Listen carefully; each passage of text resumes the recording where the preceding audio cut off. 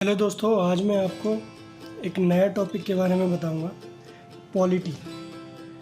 तो पॉलिटी के बारे में समझने के पहले मुझे थोड़ा इसकी हिस्ट्री के बारे में समझाना होगा कि पॉलिटी की हमें ज़रूरत क्यों पड़ी। देखिए, सबसे पहले पॉलिटी आने के पहले भी काफ़ी सारे एवोल्यूशन हुए थे, जिसके बाद में ये पॉलिटी आया। जैसे सबसे पहले क्या है, पॉलिटिकल फ़िलॉसफी आया। फ़िलॉसफी मतलब जब भी हम किसी चीज़ को सोचते हैं, उसके बाद में ही वो चीज़ हो पाती है। तो फ़िलॉसफी पहले आया, जब कोई सोच जन्म लेती है, उसके बाद में कुछ एविडेंस आते हैं, तब जाके उस चीज़ के बारे में कॉन्सेप्ट दिए जाते हैं और वो चीज़ आगे इवॉल्व होती है।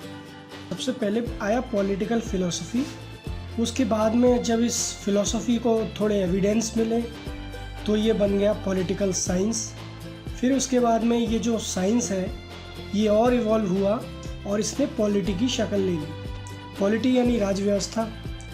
अगर हम सिर्फ इसके शब्दों से ही इसको अगर समझने की कोशिश करें तो फिर हमें इसका शब्द का मतलब समझ में आ जाता है। पॉलिटी मतलब राज व्यवस्था। ये दो शब्दों से मिलकर बना हुआ है, राज और व्यवस्था।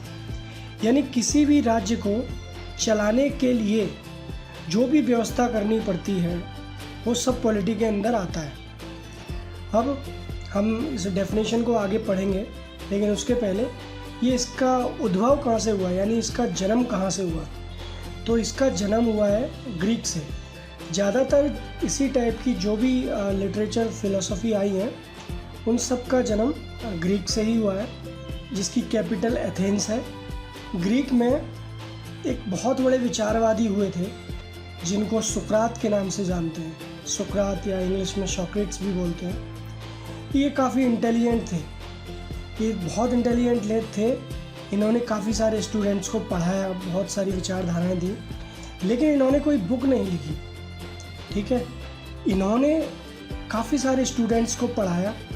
उन्हीं स्टूडेंट्स में से एक काफ़ी ब्रिलियंट स्टूडेंट निकले जिनको हम प्लेटो के नाम से जानते हैं। प्लेटो काफ़ी होनहार थे और प्लेटो ने एक बुक भी लिखी है और उन्होंने एक एजुकेशनल इंस्टीट्यूट भी खोला।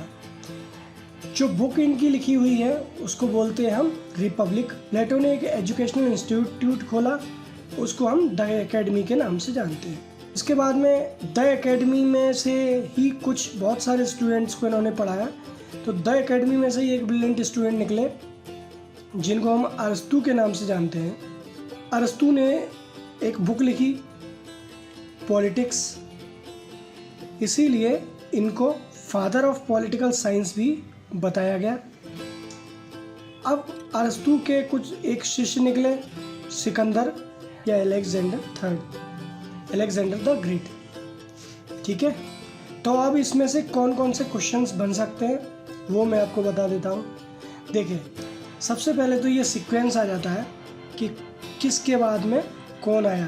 तो सबसे पहले अपने आए सुकरात जी, दूसरे आए फिर प्लेटो जी, तीसरे आए फिर अरस्तू और चौथे आए सिकंदर। अब पूछा जाएगा कि रिपब्लिक बुक किसने लिखी है, तो रिपब्लिक बुक लिखी है आपकी प्लेटो ने।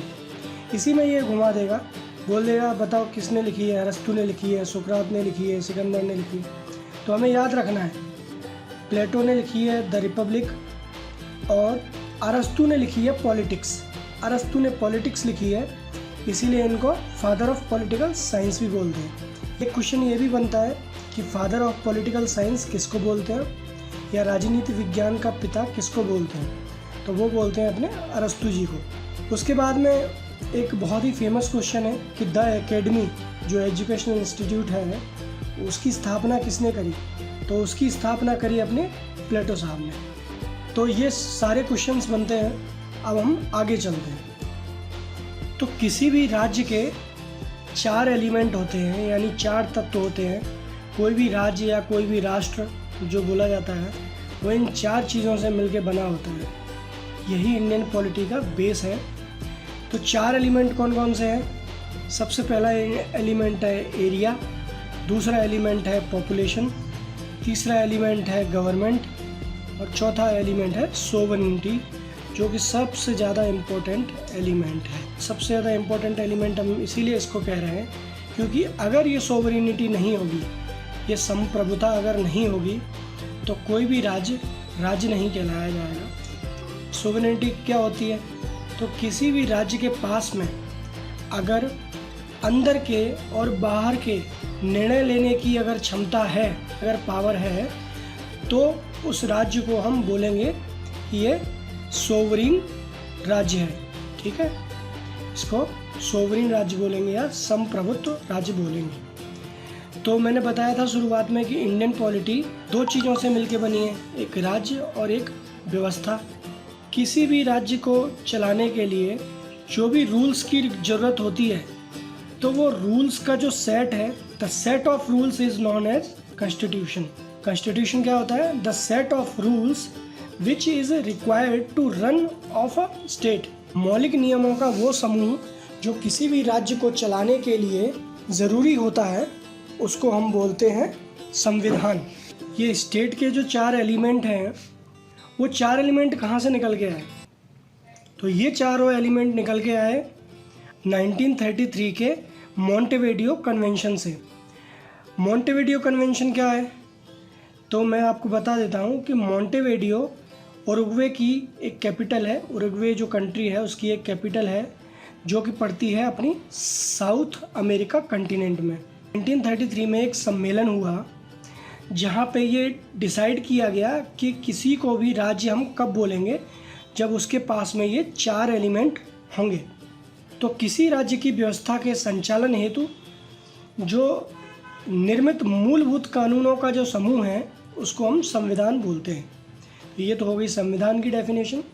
और राज्य की डेफिनेशन क्या हो गई? राज्य एक ऐसा निकाय है जिसके पास में ये 4 एलिमेंट होना बहुत ज़रूरी है। 4 एलिमेंट कौन कौन से? Area, population, government and sovereignty. ये काफ़ी इम्पोर्टेंट है।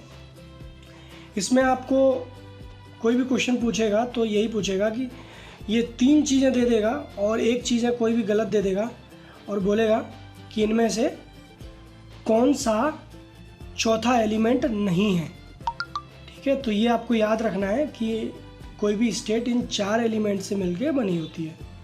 तो ये था पॉलिटी का कुछ इंट्रोडक्शन। अभी इंट्रोडक्शन बाकी है जो कि मैं नेक्स्ट क्लास में आपको बताऊंगा। तो चलिए मिलते हैं लेक्चर 2 में, वो मैं बहुत ही जल्द अपडेट कर दूंगा आपको। तो अगर आपको ये वीडियो अच्छा लगा है तो इसको लाइक करें, शेयर करें एंड सब्सक्राइब करें।